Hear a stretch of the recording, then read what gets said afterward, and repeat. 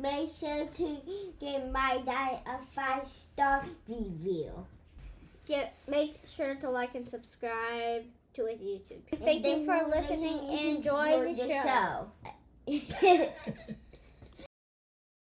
mean, obviously, marketing departments have figured out that Santa is somebody who can sell products and who works cheap, and so. And so, obviously, famously, Coca-Cola really kind of came up with, the Santa suit. They didn't invent that, but they kind of standardized it. Like Santa now can't ever switch back to his green suit. He has to wear his red one all the time. Beforehand, he had a couple options. He could do more of a bishop yellow thing some days and a green thing one day. Now it's all red all the time. Hi there, faithful politics listeners and viewers. If you're joining us on YouTube, thanks for coming and spending some time with us today in this latest episode. Also, if you're on YouTube, please like, subscribe, hit the notification bell, smash all those buttons. Don't smash your computer, but smash all the buttons. And we definitely want to get this content out. We think it's really high quality. We try to make it high quality, and we want you guys to share it and benefit from it. Leave comments for us. We do read them. We're not able to respond to everyone, but we do read, and we thank you for your feedback. And of course, I'm Josh Burtram, your faithful host, and I'm joined by Will Wright, your political host. Will, it's really good to see you, brother. It's really good to be seen by somebody that has good taste. There you go. Thank you. I take that as a real compliment. But you know what? We always address controversial issues for the most part in this show. And we figured, again, what is more controversial than Christmas? And today we get the distinct pleasure to have Dr. Timothy Larsen on the show with us. He is an esteemed historian and theologian. He serves as the Caroline and Fred McManis Professor of Christian Thought at Wheaton College. He's a graduate of Wheaton and the University of Stirling, and his work focuses on modern British religious history and the interplay of religion, culture, and intellectual thought. He's known for publications like Crisis of Doubt and The Slain God. And Larsen has also held fellowships at Cambridge and Oxford and was awarded a Doctor of Divinity from the University of Edinburgh in 2020. And this reflects his eminence in historical theology. Did you hear that, Tim? Eminence. It was a very good word, yeah. I like. But you told Will he looked good, which sounded better. Yeah. He's going to serve as president of the American Society of Church History in 2025, and we're going to talk to him about Christmas. He's written several books on that and oversaw the editor of the Oxford Handbook of Christmas, and it's such a great opportunity, and we're so thankful to have you on the show with us today. Thanks for coming on. Thank you. Let me just say there will be a political transition on January 6th to a new president, and that president will be me as a president of the American Society of Church History. That is the day in which we do our handing over at our conference. Not if I have anything to do with it. Yeah, is there any chance that that's going to be like protested and they're going to come and do you think? What do you think? Is that possible? I'm feeling pretty good, but when I initially ran, they do competitive elections. But it kind of fell through. And so I ran without anybody running against me. And I did kind of worry that people would write in just like mad. This is not my choice and I object. But fortunately, I got elected without having an opponent and it did work out. It's awesome. So are there dirty campaign, strategies that happen when one gets elected to the president of American Society of Church History? Somebody once said that academic debates are so bitter because the stakes are so small. That's awesome. Well, again, thank you for coming on the show today, Tim. I got to say, what got you interested and how did you become the editor of the Oxford Handbook of Christmas? I'd love for you to talk about that.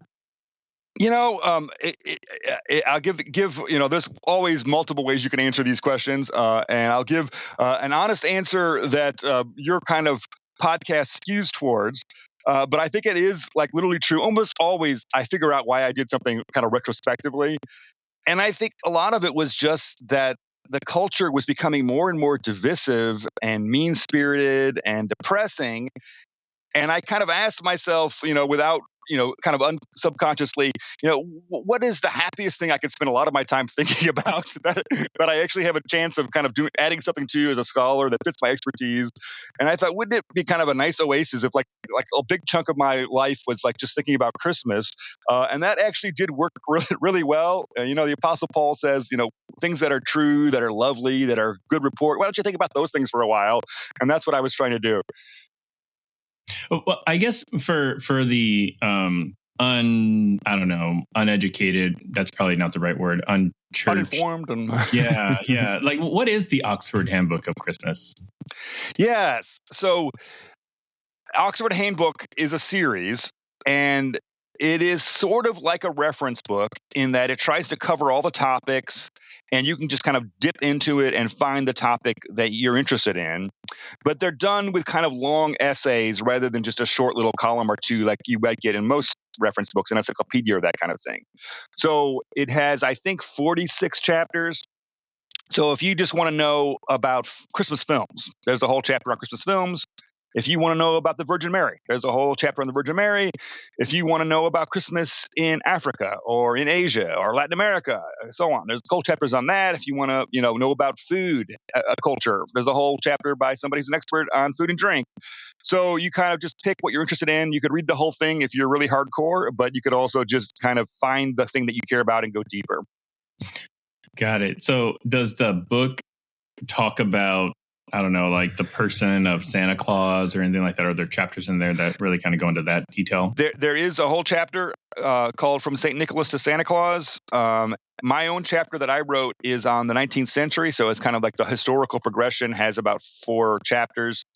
And I did the 19th century, which is a pivotal chapter. 19th century is when Santa Claus goes viral, when the world finds out about him. So I can tell you about that conversation if you're interested.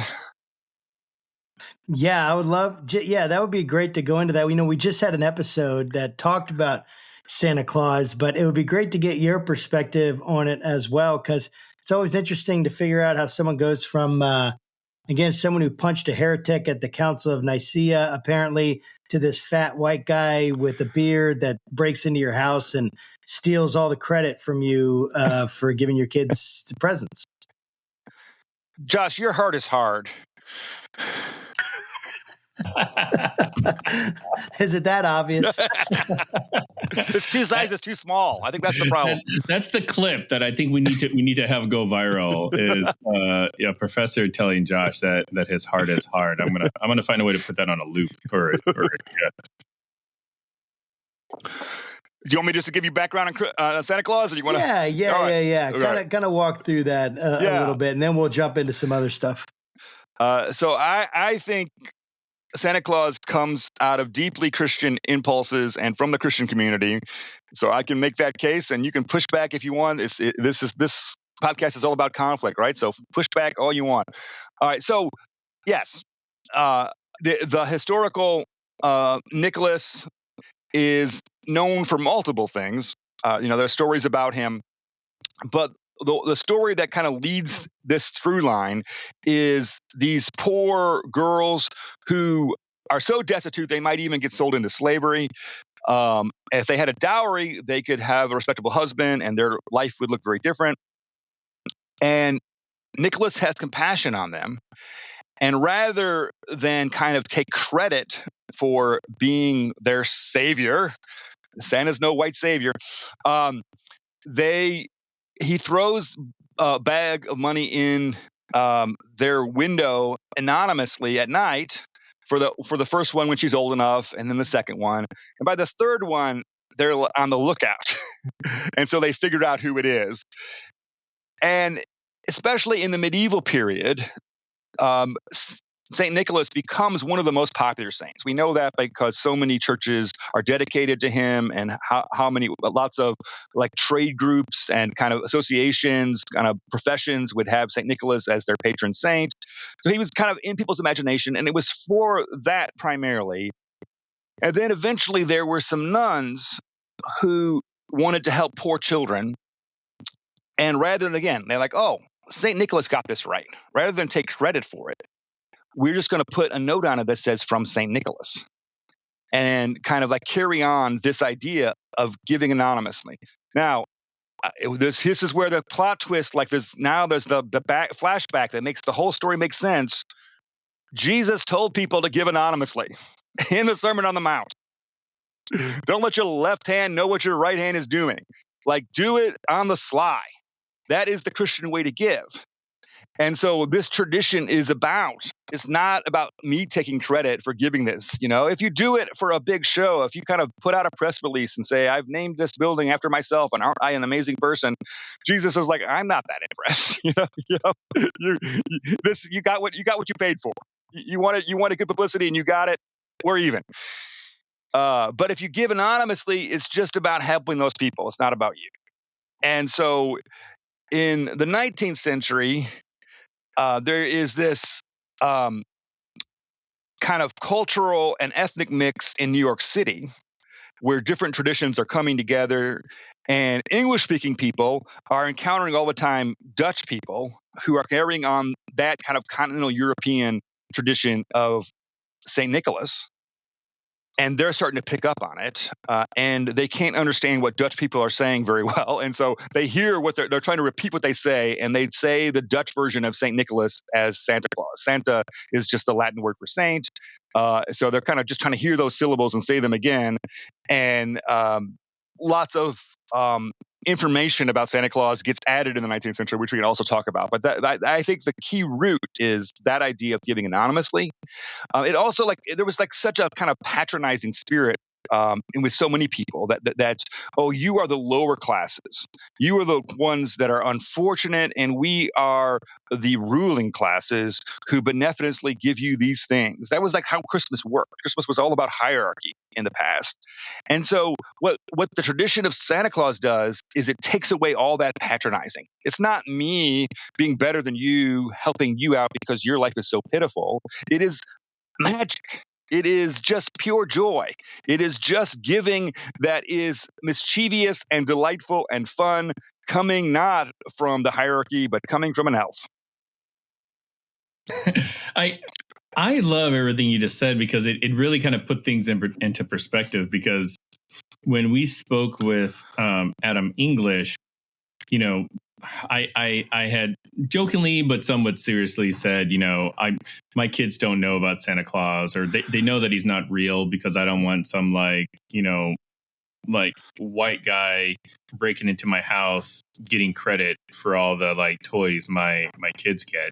But based on everything you just said, it almost sounds like that's kind of the point. The point is some mysterious figure, Saint Nick, bringing presents, trying not to be known, because that's sort of the biblical way of doing things. And did I kind of capture that correctly?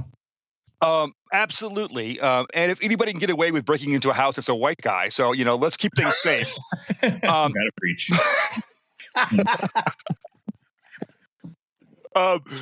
My word. So one layer I'll add, Will, is the same thing. In a normal gift giving in a family, there's all of that which kids feel. I remember feeling it as a kid. Can mom and dad really afford this? Have we pushed things too far? And so what the Santa Claus tradition does is it kind of takes that emotional pressure off the table as well, and it turns it in again to this celebration that isn't tainted by all of those normal all year long anxieties about look, we can't really do new shoes this year because we have this other thing going on with replacing the heating system or whatever it is. Yeah, that's super interesting. So I have this thought that's going on, just bouncing around in my head. Let me give you a little context. We had this interview with Dr. Adam English, talked about Santa Claus and the evolution from Saint Nick to what we have today. And then I thought, man, and one of the things he suggested was that, we should really talk to our kids more about Saint Nick. And so I was talking to my wife, and she's like, oh, yeah, well, there's some Veggie Tales about that. And I was like, oh, okay. And so we watched the Veggie Tales with my kids. It was really good. But then, of course, the Veggie Tales is also embellishing certain things. So they're in Greece, but it was actually Turkey, but it was, influenced by ancient Greece, right? Where he grew up and all this stuff. So they told the story, but then they have things where like basically sheep get attached to this kind of barrel that looks like a sleigh. And then like they're falling down this hill and then it flies over the moon. And then there's where like this idea of Santa Claus is coming from. My kids are like, I know that didn't really happen. That's not real. And I'm like, well, yeah, guys, that's not real. That's not really how it happened. And so there's always this combination of embellishment and truth, some root in truth, some basically things that have been built onto it. And even in something like VeggieTales, which of course we know is just, it's an interesting cartoon. It's supposed to be entertainment. That's how they do it. But then also the whole idea was trying to get back, oh, well, it's not about gifts. It's not about what we're going to get from Santa.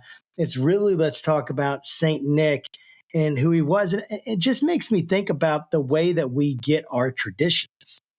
And I would love for you to kind of help us understand, like, how have different cultures contributed uniquely to the way that we celebrate Christmas today?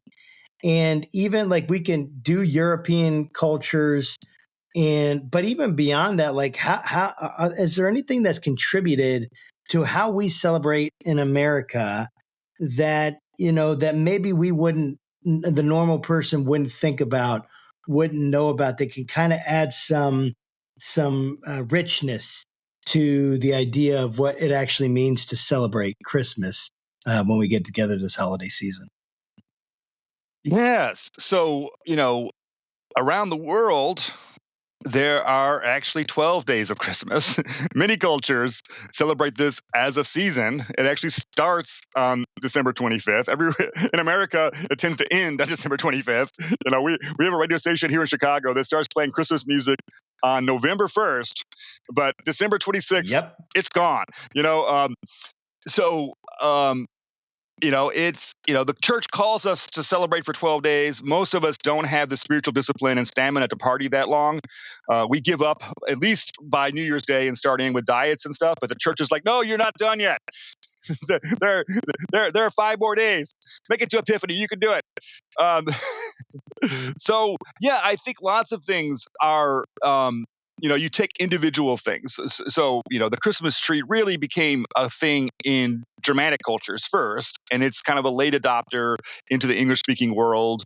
And one of the wonderful things about America is that so many different cultures have ended up living here from around the world.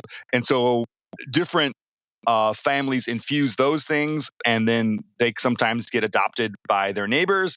My father, his parents both immigrated as adults from Norway, and Norway had a tradition of opening Christmas presents on Christmas Eve, which I thought was a super cool thing. I was like way in favor of, like, yes, let's be Norwegian this year and get a present now.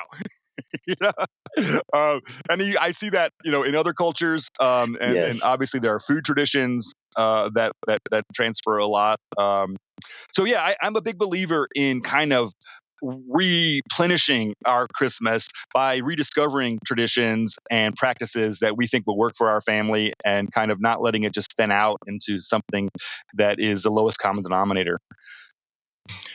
I am curious. It seems like Christmas today is extremely commercialized, and I'd love to get your thoughts on what effect sort of consumerism, capitalism, whatever you want to call it, had on what we know about Santa Claus, in the 21st or 20th century. Yeah, wow. There are so many different ways to go with that. I mean, obviously, marketing departments have figured out that Santa is somebody who can sell products and who works cheap, and so obviously, famously, Coca-Cola really kind of came up with the Santa suit. That they didn't invent that, but they kind of standardized it. Like, Santa now can't ever switch back to his green suit. He has to wear his red one all the time. Beforehand, he had a couple options. He could do more of a bishop yellow thing some days and a green thing one day. Now it's all red all the time. He's got his look just set. an interesting thing is that we wrap our presents, and the wrapping is almost kind of like decontaminating the commercialism. It's like it's about like, could this be something different? Could it just not just be a transaction of commerce, but could you add some magic to it? Can you add some wonder to it? In a store, you kind of know exactly what you're buying. That's the point. But you put wrapping on it, and now it's like I've handed you something that you don't know what is. And part of the fun of it is like, oh, well, it's heavy. What could it be? What could be this heavy? Maybe it's some dumbbells. I don't know. So yeah. And I have so many different threads on that, and we can keep going as you want. But I want to say that biblically there is a time to feast and a time to fast. So it's not, I think some people as Christians get into this is inherently wrong because it's a time of abundance or a time of excess. And that's what a feast is. It's more than usual. That's the definition of a feast. And so, it's the exact same thing with a wedding. A wedding, better food, better drink, presents, because we're celebrating. And you don't fast when the bridegroom is there, so this is the time to now, if you're living the Christian life right, you also have fasting built into your year. And so but this is a feast, and so giving gifts is a universal human instinct for how to celebrate. It's in every culture. You can go back as far as you want, pick any part of the globe. People always give gifts as a mark of celebration. Christmas is a Christian celebration, so we give gifts. But it's also true, and so if I say the other side, the best gifts have always been the ones that have involved some of your own labor and thought. Making something yourself is unquestionably more meaningful. It's more of a gift because it's partly a gift of yourself. And the very fact that you put labor into that means that you have taken the time to think, what would this person actually really probably appreciate and want? If I'm going to, make a sweater rather than buy one, I better think hard about, will they actually wear the sweater that I make, and whatever it is. So I think that part, the commercialization of the easiness of I can just buy something, boom, boom, boom, pull it in the cart, does sometimes mitigate against our best celebrations. And then, of course, the pressure to spend more money than you can afford is just wrong and unchristian. We do have, to go back to St. Nicholas, not him, but we have bishops in the 4th century railing against that, and so it's always been there. And that is, if that's what you mean by commercialism, then Christians need to push back against that and say, let's do Christmas in a way that we can celebrate within our circumstances now, and not, just push the bills to January and worry about then or that kind of thing. Yeah, I was thinking while you were talking, I just want to make sure that we're clear that in the Christian celebrations, it's really the best drinks are the sweetest grape juices, right?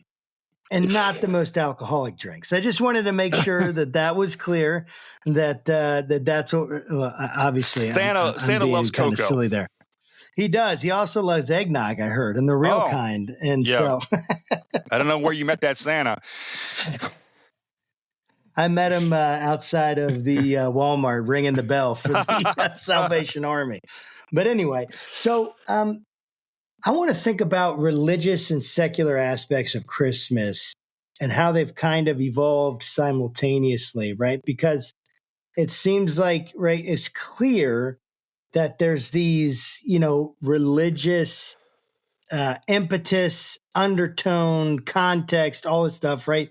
Celebrating on December 25th, that's traditionally celebrating the birth of Jesus, though right, obviously there's debate on, that probably isn't the date when Jesus was born, but, no one really knows the date. So maybe it could be, I don't know. But we have this clear, religious context here.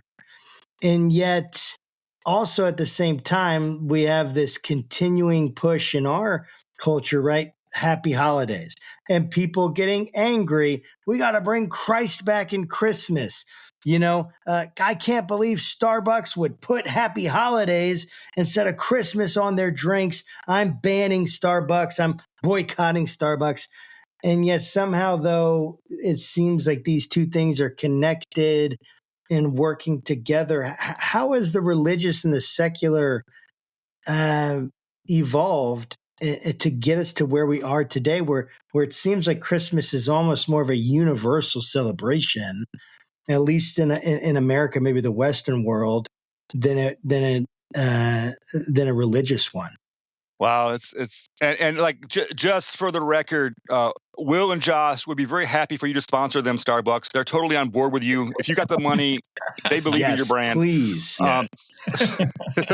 Rain, Starbucks. So, again, there's so many ways to unthread this. There were certain kinds of Protestants at the time of the Reformation, and then for a couple centuries thereafter, who rejected Christmas. They rejected Christmas because their whole agenda was, well, like lots of this stuff has accumulated that's unbiblical, that's just tradition. We need to kind of renew Christianity by getting back to the core New Testament message and gospel. And those instincts, I'm a Protestant, were right. But then the question is, how thoroughly do you do that? And what does it mean? And what does or does not apply to? And so for a time, those Protestants thought that Christmas was something that should be rejected, that it's not reinforcing the gospel, it's distracting from it. Those same denominations and traditions will change their mind by and large within a couple centuries and decide that Christmas is actually permissible and good for Christian life. But this is the ironic part that I want to get to, Josh. They therefore only objected to the spiritual Christmas, if I can put it that way. They said the cultural Christmas was fine. So you have very devout Protestants who are Presbyterians, Baptists, and so on, who are like, put up a tree if you want, roast a goose, give presents, have holly and mistletoe, just keep Jesus out of it, and I'm cool, And so you initially have like that's funny. Yeah, it is. And so. So, and I watched this. I tracked this in real time. I was trying very carefully to watch how it changed decade by decade. And so, when they feel like they're really giving in, is when they start having Christmas church services. That is the crossing threshold for them. It's like now we've acknowledged that we can use this as a Christian celebration, as a form of worship, and not just as a cultural holiday, which we're already happy with. So the tension is inside Christianity. But you're right. Christianity created this holiday, but it's been so wonderful. It's been so successful that other people want a piece of it who do not identify with the Christian faith. I think we ought to see that as a triumph. In the Oxford Handbook of Christmas, how it works, how I do it is you put a proposal through that they send out to various experts to vet, and then they either contract you or they don't.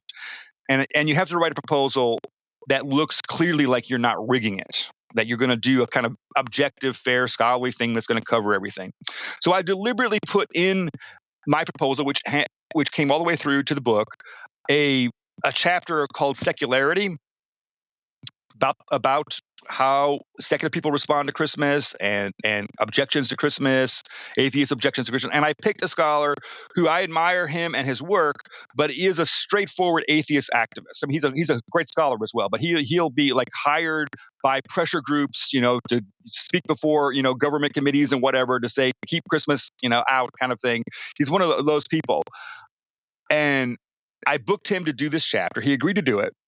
And then like months later, when it's getting closer to the deadline, he comes back to me and says, this is just not working out. I've been looking into it. I can't do it. And I was like, it could be a short chapter, just kind of focus on the things that you kind of found, things that but I really want you to try. So he's like, okay. And finally he does it. And he kind of, what he has to write is like, let's face it, even atheists love Christmas. We're gonna give this one to Christians. You've done a good thing. It's pointless to try to be anti-Christmas, even if you're an atheist, because it's just too life-affirming. It's too fun. It's got the birth of a child at its center. If you don't like the birth of a child, you are not a human being. Kind of like just lighten up and join in. I think that's so insightful because, I mean, I've always wondered, Christmas on its surface seems like a uniquely Christian holiday. But I mean, like, I grew up as an atheist. Like, I came to the faith much later in life in 2008, and I celebrated Christmas, and just was like, hey, this is kind of fun, trees, lights, presents, whatever. Like, who doesn't like that kind of stuff? I can just sort of forget, the whole Jesus birth kind of thing. But based on what you're saying, it's almost like the early iterations of Christmas were sort of void of Jesus, right? So in the Protestant world, yes. So they were seeing it as just an exclusively Catholic thing. That was their complaint about it. But again, Christmas just kind of continues to kind of take more and more territory, and so everything gets swapped. So Protestants start Christmas trees, and Catholics are suspicious, but they eventually start doing them. Catholics start nativity scenes. And Protestants are suspicious, but they start doing them. And even like, we sing like, Hark the Herald, Angels Sing is written by Charles Wesley, Methodist founder, very Protestant. You go to Catholic Mass for Christmas or Christmas Eve, they'll sing that song. If you go to the candlelight service at the very Protestant place across the street, they'll sing Silent Night, written by a Roman Catholic priest. Speaking of music, because I do find that a little bit interesting. And, so around December, I mean, I used to be on a worship team. I've been on several worship teams, and it's like December 1st, you get the order from your pastor, hey, we're going to be doing Christmas music sets, which I've always hated. Like I have this particular like animosity towards Christmas music, especially church Christmas music, because like it's hard. Maybe I'm just not a good musician, but with regards to Christmas music, like help me trace the kind of evolution of Christmas music in sort of the modern context, and like, did it come before the first Christmas church service, or has it always just been out there? They just sort of reclassified it as Christmas music. Yeah. So I once actually wrote a lecture, did it for a Reformed Baptist church in Alabama, and I called it From the Virgin Mary to Mariah Carey, the history of Christmas carols. So I tried to figure this out. From the very beginning. So, and I'm a church historian. And so people have, I've been on these interviews, and I'm like, everything about origins is murky, particularly because the early church, until the persecution stops in the 4th century, you're not keeping records, but very few things survive. And so you always just get fragments, and the fragment is always showing you something that already exists. Nobody's writing, you don't get a source that says, this year we decided to have a Christmas service for the first time. You just get a snapshot of what a church is doing, and it includes a Christmas service. And so you're like, okay, well, I wonder much farther that goes back, you don't know. So it seems, but the earliest we can see, Christians wanted to sing what the angels declare in Luke 2. And so that bit of text, proclamation of the good news, becomes a Christian chorus as early as as we can know. Obviously, from the Virgin Mary to Mariah Carey. Why I said that is because Mary's song, it's called that, is the Magnificat. And so you have this kind of lending itself to, let's sing this gospel, let's sing this joyful news from the very beginning. In the medieval period. Churches, and it's still true to this day, Will, all professional musicians or serious musicians know that the easiest time of the year to get gigs is the Christmas season. There are all kinds of venues, as not least churches, who are like, we want to put on high quality music at this time of year. We can get away with like something really simple in July and August, but we want to kind of bring it on in this season. And that was true in the medieval period. You could see the records where like there are like, we need to kind of book the best musicians. We need to pay well. We need to make sure that this event happens. So it's one of the great feasts of the church. Easter and Christmas are the two biggies, always have been, and so Christmas is the winter festival of the church. And the music has always been part of that celebration. And so again, you can see in the medieval period elaborate choirs, sometimes like parts of the choir being in the congregation and kind of doing this kind of special kind of like multiple locations of the sound. Mhm. And so then you go forward, and Christmas is also the historic Christmas is a very communal activity. What happens in the 19th century, the Christmas that we know is a very domestic event. It's all about the family and the immediate family and the home, hearth and home. But before that, it was much more communal. We still have a little bit of that. Caroling is like, this is about the community. We all know our neighbors. We're all kind of getting together with our neighbors. It's like this kind of marauding party is happening through our neighborhood. That's like the old Christmas. Like we do this together as a community. And so then you have all these kind of fun songs that you sing in the streets, and you sing together as this kind of block party. And that also builds as well. Man, I seriously love this conversation. It's so amazing getting more context, because we just assume so much, right? When you grow up, you enter into this world, you don't have any choices. Your parents do everything for you. You don't choose what traditions you have.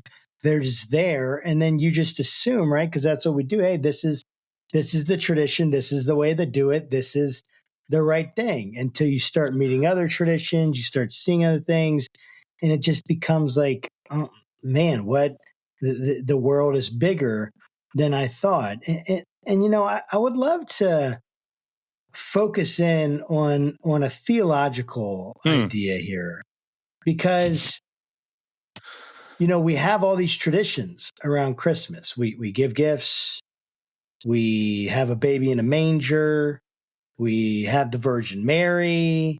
We have, right, the nativity scenes. We have Christmas plays, Christmas music.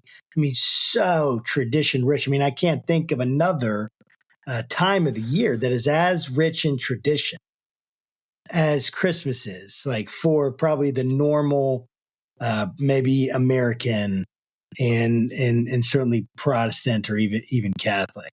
And I say that with some trepidation, because I don't want to overstate, you know, that claim, but it's just like, it's so rich in that.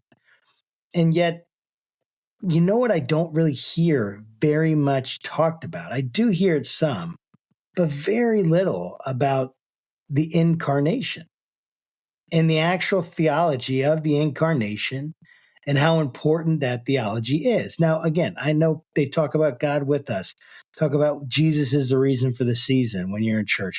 You know, all these nice quips and these things that, you know, again, like I'm not going to say happy holidays, I say Merry Christmas. So it's like, it's this idea, right, that it's very important. And yet I feel like the average Christian is woefully ignorant of what the incarnation actually is and means, and even its importance. Like if we think about the most important doctrines for an average Christian, incarnation probably doesn't rank in the top, you know, whatever, 3.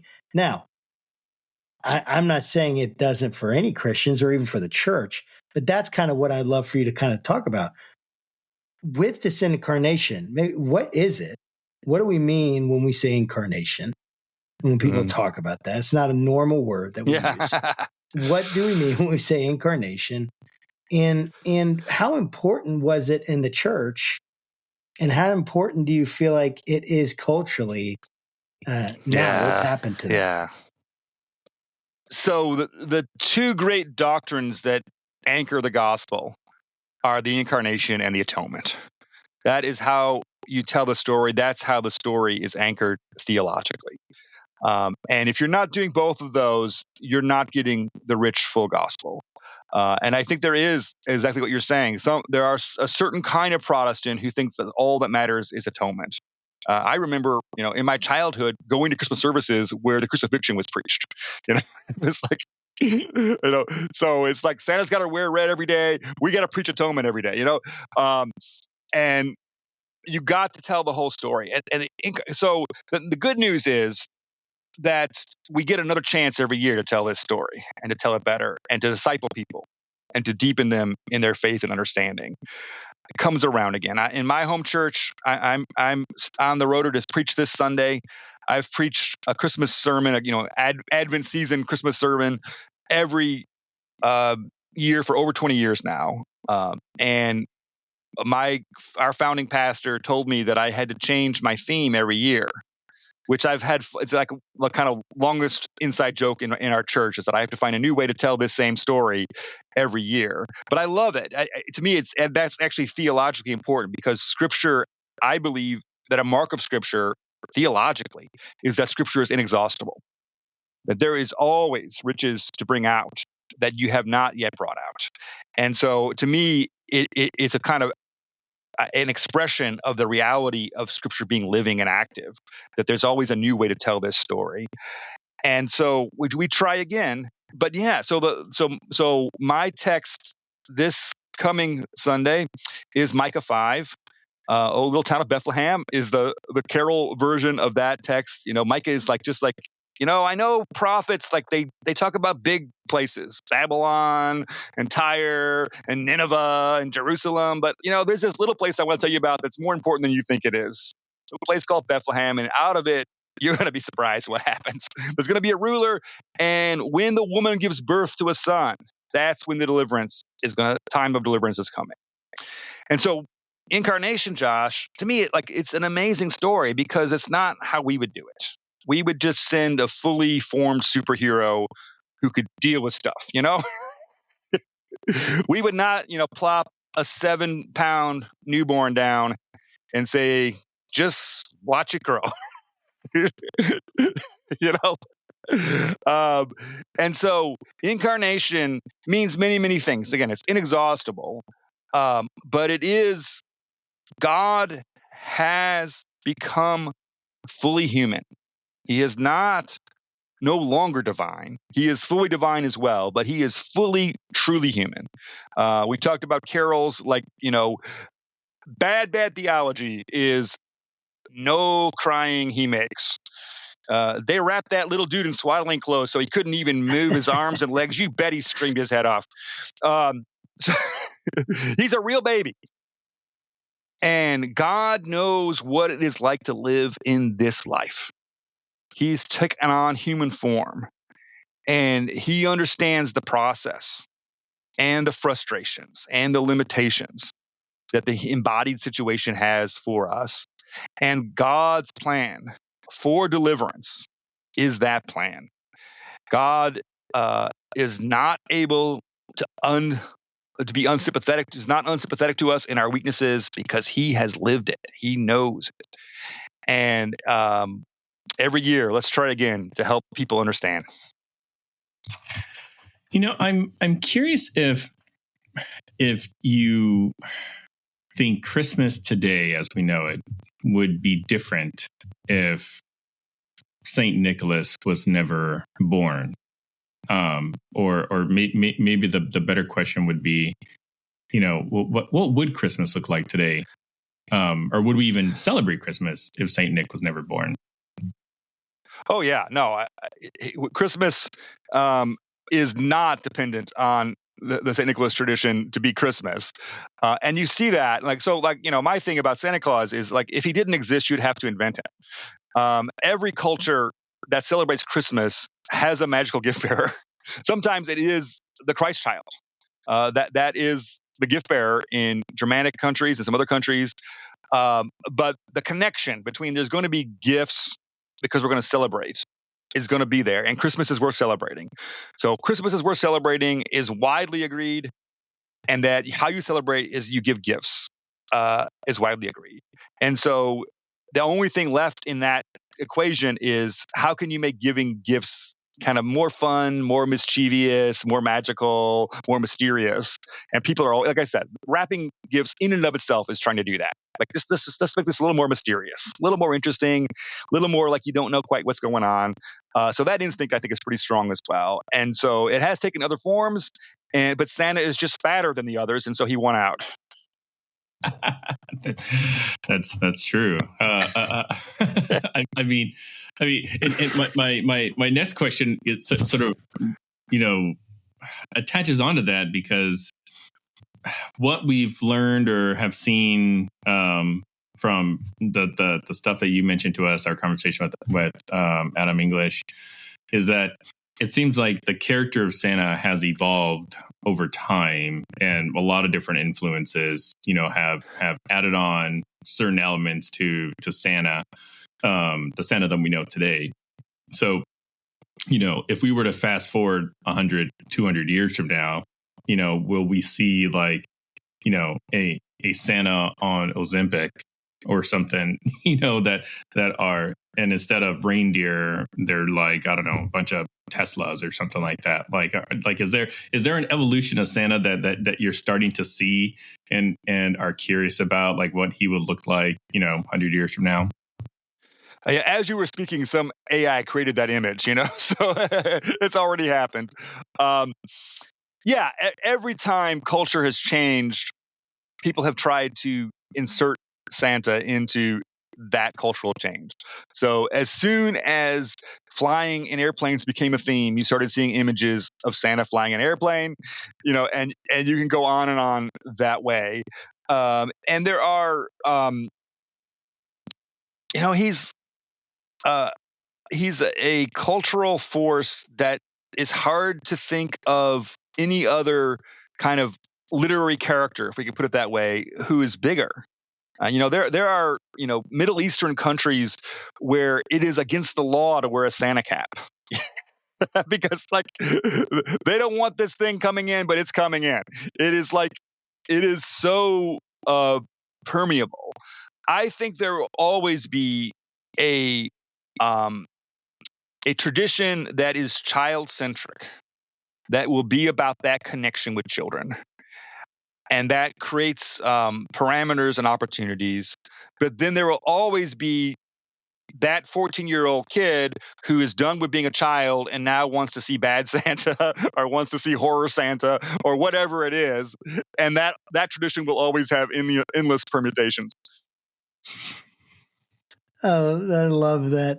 So, you've done a lot of research into Christmas, more than anyone I've met, except for maybe Dr. Adam English, who we interviewed before. So you in all this research that you've done into the history, the literature, how has that shaped your perspective on celebrating the holiday? Are there personal traditions that you've adopted, you've changed, you've dropped as a result of your research? How has it shaped you in that?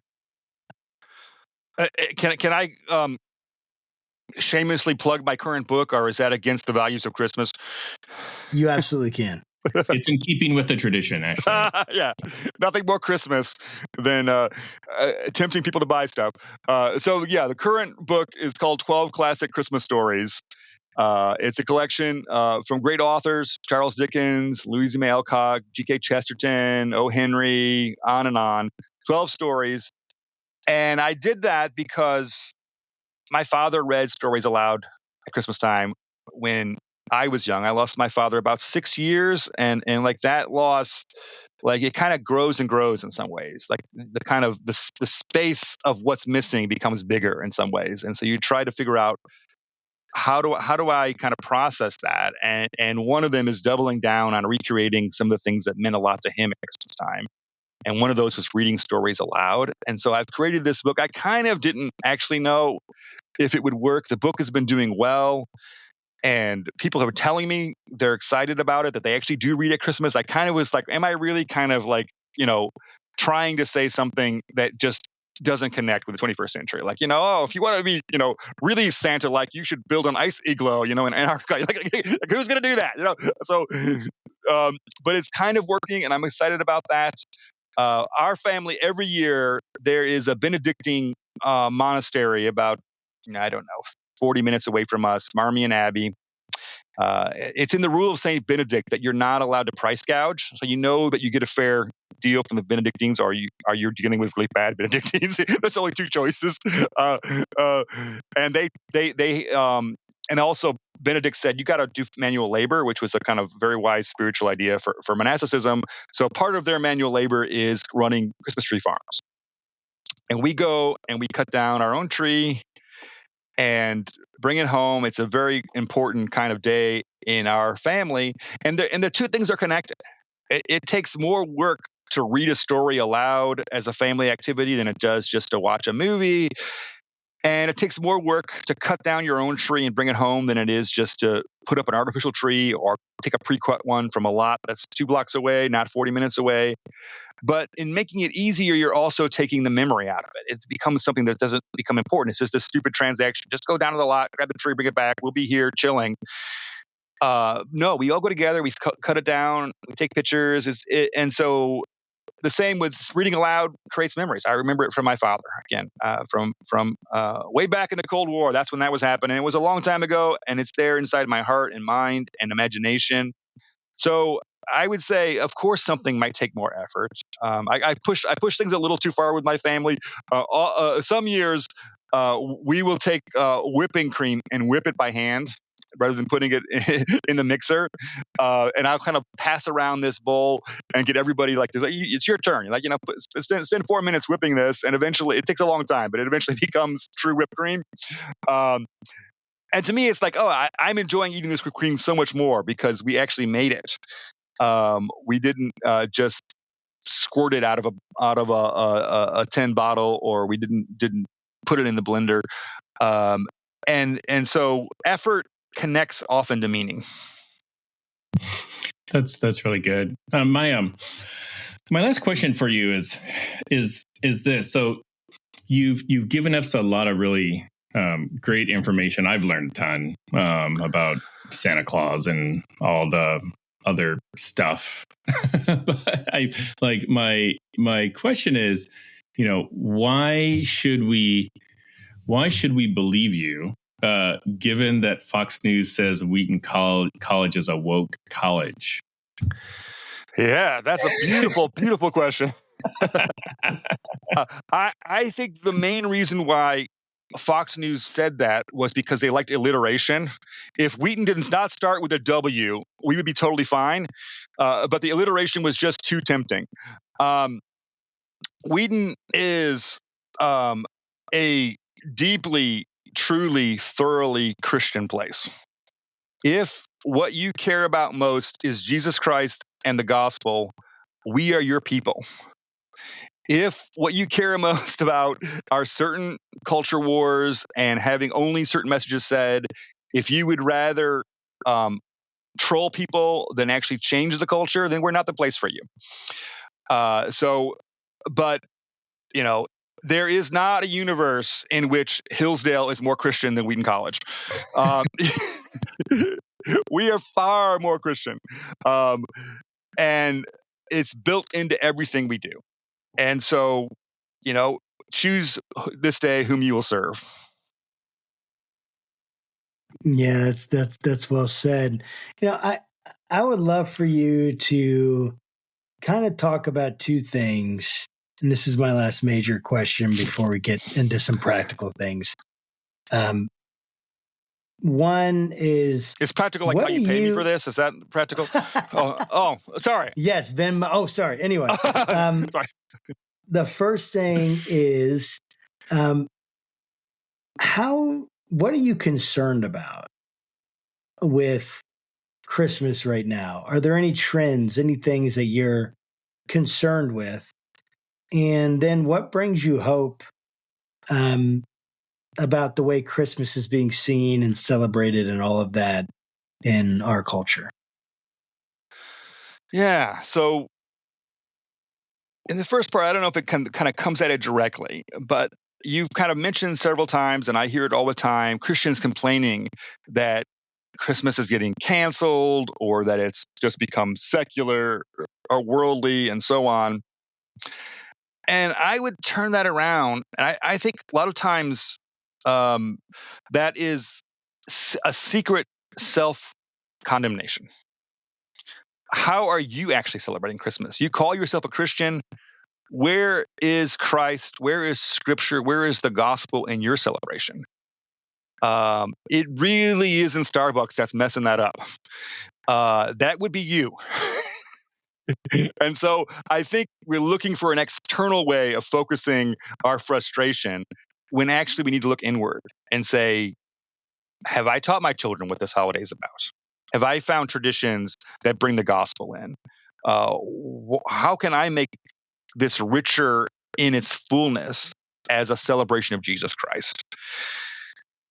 As for your second part of the question, like, Christmas is the most Christian time of the year. People have this like so backwards. It is the easiest time of year to tell the gospel by far. It is the easiest time of year to convince somebody who does not usually go to church to come to a church service. They will be on board much more readily. If you say, come to our Christmas Eve service, they're like, okay, sounds kind of like, it feels like it would be culturally kind of accessible and wonderful and warm. I'm in. Again, this, radio station I told you about, plays pop songs all year long, but you could tune in to this major pop station in Chicagoland and hear about the Savior being born, hear about sins being forgiven. That's extraordinary. It's there. I was reading, one of the Harry Potter books, and it says, part of their Christmas celebration is that the suits of armor are magically made to sing Christmas carols, and they sing, "Oh, come all you faithful." This is in Hogwarts School of Witchcraft and Wizardry, and these suits are singing, "Oh, come, let us adore him. Oh, come, let us adore him, Christ the Lord." It's amazing. So I would say, like, rather than being grumpy, why don't you take advantage of this very rich harvest field that's right in front of you and make the most of the fact that Christmas connects people to the gospel in a natural, organic way. That's great. How can people get your book? What, kind of give a plug rather for your book and any future books you have coming out, and really with that, how can they connect with you or follow you in your work? Yeah. 12 Classic Christmas Stories is the book for this season. You can get it anywhere you get books. Somebody behind the scenes really is hoping people will put reviews on Amazon, and he told me, like, can you work that in? I'm like, I don't think I can work it in, but I just did. It's amazing. Boom. But it's also on Audible, and that's the account that I have. If there are other platforms that also have it, good for you. Tell me your name, send me merch, and I will plug your name as well. So yeah, it's widely accessible. It's not expensive, and it's loads of fun. That's great. What works do you have coming up? Yeah, so I'm a scholar, so like it's very confusing that people want to talk about my books or read them or buy them, and so I feel like I'm kind of like disowning my identity. So, but the next scholarly book is also in production, and it's on military chaplains in the First World War, kind of the collision of faith and violence there that is so haunting, and so I'm excited about that as well. But it'll be, as we say in the business, for a more select audience, probably. That's awesome. Well, thank you so much, Tim, for coming on the show, spending some time with us today. This has been such an enlightening and really just a fun conversation. I've enjoyed it a lot. Thank you. Merry Christmas to you all. Merry Christmas to you as well. And to our viewers and listeners, thanks, guys, for joining us. Again, this has been Dr. Timothy Larsen. Make sure that you pick up his book about the 12 Christmas stories, 12 classic Christmas stories, and go find that wherever books are sold. We'll put a link to it in the show notes. And until next time, keep your conversations not right or left, but up, and enjoy your Christmas together with loved ones and family. God bless.